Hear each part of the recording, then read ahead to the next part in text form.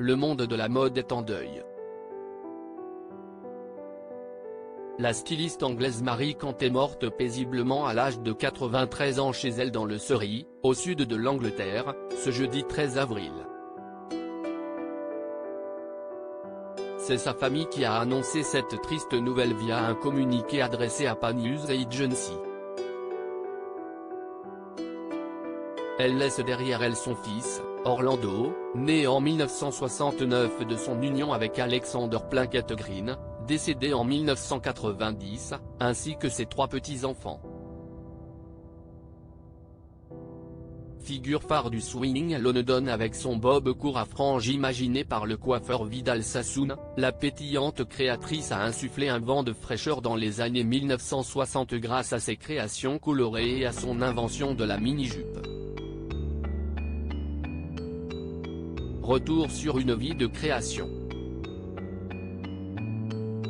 Si c'est le côté pop de ces tenues que l'on retient, c'est sous le ciel gris de Blackheath, dans le sud-est de Londres, que Marie Kant est née le 11 février 1930. Fille d'enseignant, elle grandit dans la capitale britannique alimentée par le baby-boom et une forte croissance économique. Autour d'elle, les jeunes se déhanchent au rythme des chansons des Beatles et copient le style des mannequins de l'époque, la juvénile Twiggy Lawson et l'élancé Jean Shrimpton. Après des études en illustration à l'université de Goldsmith, elle fait ses débuts chez un couturier pour se faire la main. Le bazar et la mini-jupe en 1955, la jeune femme décide de sauter le pas et ouvre une boutique vintage sur la frémissante King Road, au 138A, avec son mari Alexander Plunkett Green, rencontré à la fac, et leur comptable Archie McNair. Concept store avant l'heure, l'endroit baptisé Bazar regorge de trésors en tout genre, de bijoux achetés à de jeunes artistes au chapeau créés par Marie Kant elle-même. Au sous-sol, Alexander tient un restaurant dans lequel se produisent des jazzmen. Dans un coin de la boutique, la jolie brune a un petit atelier, qui devient très vite le lieu où elle passe le plus clair de son temps, occupée à coudre ses propres vêtements, insatisfaite par la mode de l'époque. C'est comme ça que naît la fameuse mini-jupe. Dès 1958, la styliste conçoit des jupes et des robes en jersey de plus en plus courtes qui font fureur dans les rues de Londres à partir de 1965.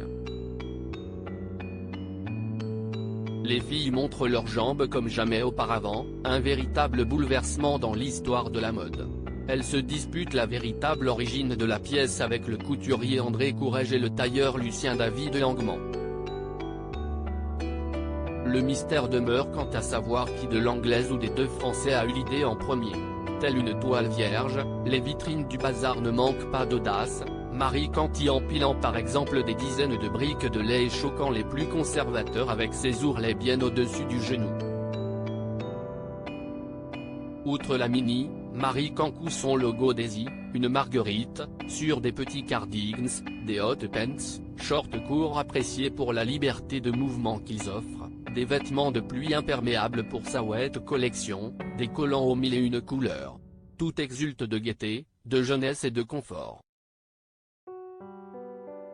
Je voulais que mes vêtements soient photogéniques, forts et colorés, qu'ils offrent une nouvelle liberté à la jeunesse, qu'ils permettent aux jeunes femmes de se rendre directement à une soirée après une journée de travail. Je voulais que ces vêtements soient en rupture complète avec ceux de nos mères, écrivait-elle dans son autobiographie Camp by Camp, sortie en 1966 et rééditée en 2012. Marie Kant et son empire businesswoman aguerri au fur et à mesure des années, Marie Kant habille les stars de son époque, à commencer par Brigitte Bardot. La chaîne de magasins américaine J.C. Penney la remarque rapidement et lui propose de dessiner des collections. Leur partenariat fructueux dure pendant 11 ans. Avec son groupe appelé Ginger, lancé en 1963, la créatrice lance aussi des lignes pour la jeunesse, décline ses pièces à la lingerie et crée la révolution en cosmétique à partir de 1966 avec son mascara waterproof et ses boîtes de peinture. Au total, ces pièces sont vendues dans 150 points de vente au Royaume-Uni, mais aussi outre-Atlantique aux États-Unis, en Australie, en Italie et en France. En 1973, elle lance même sa propre poupée des idoles pour concurrencer la célèbre Barbie. La styliste joue sur le succès de sa mini-jupe en imaginant entièrement l'intérieur de la nouvelle voiture Austin Mini en 1988. L'aventure prend fin en 2000, lorsqu'elle démissionne de la direction de Marie Can Limited, rachetée par un groupe japonais. Plutôt discrète depuis, elle ressurgit en décembre 2014 dans l'actualité, lorsque la reine Elisabeth II l'a fait dame commandeur de l'ordre de l'Empire britannique, comme sa consoeur Vivienne Westwood avant elle en 1993. En 2019, le Victoria and Albert Museum de Londres rend hommage à la styliste en mettant en place une immense exposition réunissant plus de 200 pièces de ses collections. Marie Can est, sans aucun doute, l'une des stylistes britanniques les plus importantes qui ait jamais existé, résume son ami, le designer Jasper Conran dans le documentaire Can, réalisé par Sadie Frost en 2021. Crédit photo, Zuma Press.